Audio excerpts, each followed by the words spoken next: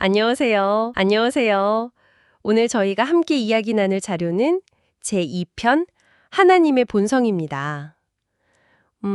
신의 본성이라는 게 사실 굉장히 큰 주제잖아요. 이 자료를 통해서 그 다양한 속성들, 또 우리가 하나님에 대해 갖는 어떤 가장 높은 생각들, 그런 것들을 한번 깊이 들여다보려고 합니다. 네, 맞습니다. 이 자료에서 좀 흥미로운 시작점은 그 하나님의 본성을 이해하는 가장 좋은 길이 예수, 그러니까 네바돈의 미가엘의 삶과 가르침, 그리고 또 우리 스스로를 그분의 자녀로 여기는 것, 여기서 출발한다는 점이에요. 아, 예수님의 삶과 가르침, 그리고 우리가 자녀라는 인식, 그게 핵심이군요. 네. 근데 동시에 이게 인간의 언어나 또 우리의 유한한 마음으로는 이걸 완전히 담아내기 어렵다는 한계도 분명히 이야기하고 있어요. 그렇죠. 아무래도 무한한 존재를 유한한 우리가 이해하려니. 네. 그래서 여기서 생각 조절자라는 개념이 딱 등장하는 거죠. 우리 안에 이미 내주하고 있는 어떤 신성한 영, 불꽃 같은 거라고 설명을 하는데요. 아, 생각 조절자.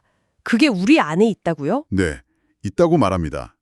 이 존재의 도움으로 우리가 신의 본성을 조금이나마 탐구해 나갈 수 있다.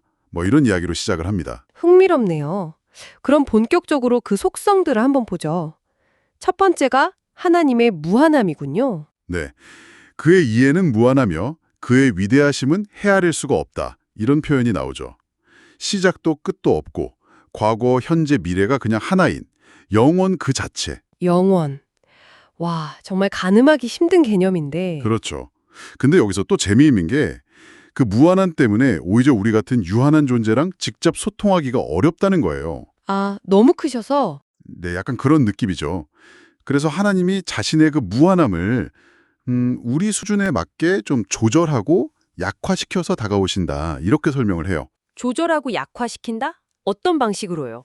예를 들면 파라다이스 아들, 그러니까 성육신하신 예수님 같은 분들이나 아니면 천사 같은 영적 존재들, 그리고 아까 말씀드린 그 각 사람 안에 생각 조절자. 이 생각 조절자는 신성의 어떤 비인격적인 단편이라고 묘사되는데 우리 안에 나침반 같은 역할.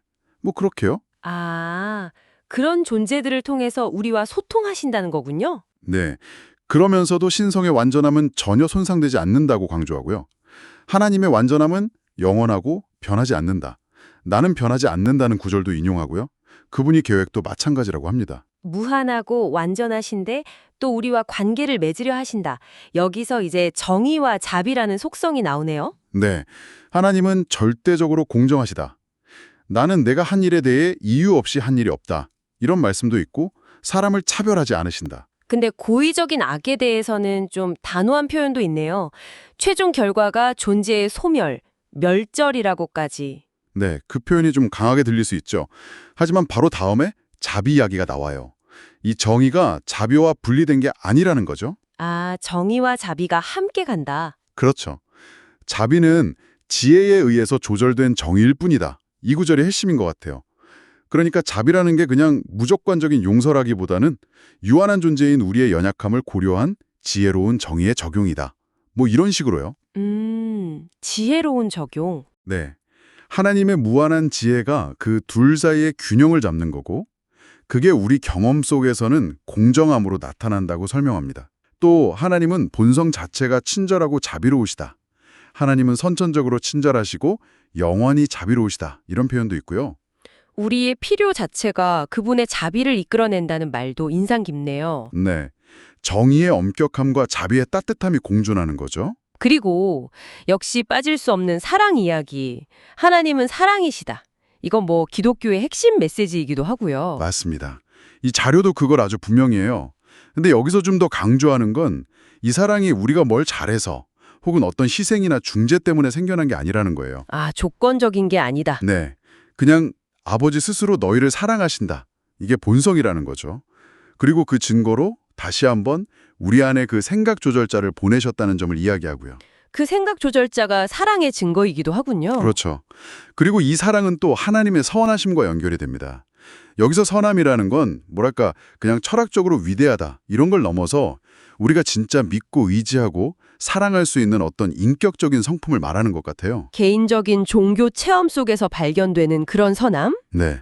특히 예수가 하나님 개념을 어떤 무서운 심판관에서 우리를 사랑하는 아버지로 끌어올렸다고 설명하는 부분이 중요합니다. 아, 아버지. 네. 근데 여기서 그냥 아버지처럼 사랑하는 게 아니라 진짜 아버지로서 사랑하신다는 거예요. 그 뉘앙스가 중요해요. 우리 각자를 향한 아주 개인적이고 부성적인 애정, 그걸 강조하는 거죠. 아버지로서의 사랑. 네, 와 닿네요. 자, 그럼 마지막으로 진리와 아름다움에 대한 이야기가 남았네요. 네. 우리의 지식은 상대적일 수밖에 없지만 신성한 진리, 그러니까 최종적인 진리는 보편적이고 하나로 통한다고 말합니다. 그리고 그 진리는 아름답다. 네. 왜냐하면 충만하고 균형 잡혀 있기 때문에 아름답다고 표현해요. 진선미 할 때 그 개념과도 좀 통하는 것 같은데, 아, 진선미. 네. 이 자료에서 중요한 통찰 중 하나가 바로 이 진리, 아름다움, 선함, 이 세 가지의 통합인 것 같아요. 이게 그냥 추상적인 가치가 아니라 실제적인 신성한 실체들이고 우리가 영적으로 성장하면서 사랑이신 하나님 안에서 이 세 가지가 점점 더 조화롭게 통합된다는 거죠. 통합된다. 진리는 응집력이 있고 아름다움은 사람을 끌어당기며 선함은 안정시켜준다. 이런 구절도 나오고요. 그러면서 이제 종교가 너무 선함만 강조하다 보면 진리나 아름다움을 놓쳐서 매력을 잃을 수도 있다. 이런 지적도 합니다. 아, 균형이 중요하군요. 선함뿐만 아니라 진리와 아름다움도 함께. 그렇죠. 이 세 가지 가치를 우리 삶 속에서 어떻게 통합하며 살아갈 것인가? 이게 우리에게 던져진 과제일 수도 있겠다. 그런 생각이 들더라고요. 네. 오늘 쭉 이야기를 나눠보니 이 자료는 하나님을 정말 다각적으로 그리고 있네요. 무한하고 완전하고 공의로우시면서도 동시에 또 한없이 개인적이고 자비롭고 사랑과 선함, 진리와 아름다움으로 가득 찬 분. 그리고 무엇보다 인상적인 건 그 어마어마한 간극에도 불구하고 생각 조절자라는 존재를 통해 우리 안에 이미 연결고리를 만들어 놓으셨고 끊임없이 다가오시는 분으로 묘사된다는 점인 것 같아요. 맞습니다. 바로 그 지점. 우리 안에 이미 그 신성한 연결고리, 즉 생각 조절자가 있고 이 존재가 끊임없이 하나님과의 합일, 자료 표현대로라면 첫째 근원 중심과의 통합을 향해 나아간다는 개념. 이게 참 독특하면서도 희망적인 메시지인 것 같습니다. 여기서 마지막으로 여러분께 한번 질문을 던져보고 싶습니다. 이 자료에서는 진리, 아름다움, 선함이 신성한 실체들이고 영적으로 성장하면서 사랑 안에서 통합된다고 이야기하는데요.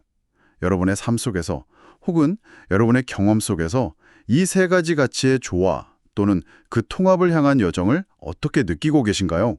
한번 생각해 보시면 좋겠습니다. 네, 오늘 저희와 함께 이 깊이 있는 이야기에 귀 기울여 주셔서 정말 감사합니다.